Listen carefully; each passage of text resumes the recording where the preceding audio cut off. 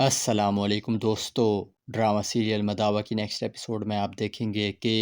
آلیان جب نور کو لینے کے لیے نور کے گھر پہنچتا ہے تو جیسے ہی اس کی نظر نویرا پر پڑتی ہے تو اس کا پارا ہائی ہو جاتا ہے۔ آلیان کے ذہن میں وہی پرانی باتیں گھومنے لگتی ہیں کہ کس طرح سے نویرا نے اینڈ شادی کے موقع پر گھر سے بھاگ کر پورے خاندان والوں کے سامنے اس کے منہ پر کالک ملی تھی۔ نویرا کو دیکھ کر وہ غصے سے تلملا اٹھتا ہے۔ اس کے بعد وہ اعجاز صاحب کے سامنے کھڑا ہو جاتا ہے اور ان سے کہتا ہے، چچا معذرت کے ساتھ، مجھے آپ سے اس قسم کی بے وقوفی کی بالکل بھی امید نہیں تھی۔ چچا کیا آپ بھول گئے ہیں کہ اس لڑکی کی وجہ سے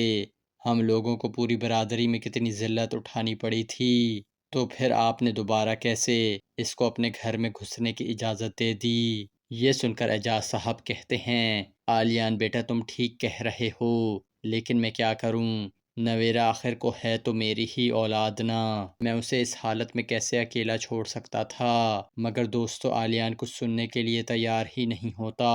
اور وہ اپنے چچا سے کہتا ہے، چچا بس بہت ہو گیا، اب میں مزید آپ کی کوئی بات نہیں سنوں گا، اور جب تک یہ لڑکی اس گھر میں موجود ہے تب تک میں اس گھر کی دہلیز پر قدم تک نہیں رکھوں گا۔ کہ اتنے میں نویرا کی امی آگے بڑھتی ہیں اور آلیان سے کہتی ہیں، آلیان بیٹا، نویرا میری بیٹی ہے، میں اس حالت میں اس کو تنہا نہیں چھوڑ سکتی تھی، اور اگر تمہیں اس کا یہاں آنا برا لگ رہا ہے تو بیٹا پھر تم یہاں سے جا سکتے ہو۔ اس کے بعد آپ یہ دیکھیں گے کہ نور جو کہ اپنی بہن اور شوہر کے درمیان بری طرح سے پھنس چکی ہے، وہ آلیان کو روکنے کی کوشش کرتی ہے اور اسے کہتی ہے، آلیان آپ پلیز سمجھنے کی کوشش کریں، نویرا آپی کو اپنی غلطی کی بہت بڑی سزا مل چکی ہے۔ دوستو نور کی باتیں سن کر آلیان کو اور بھی زیادہ غصہ آ جاتا ہے، جس کے بعد وہ نور سے کہتا ہے، ٹھیک ہے، اگر ایسا ہے تو پھر ایسا ہی صحیح، رہو تم یہاں اپنی بہن کے ساتھ، میں جا رہا ہوں،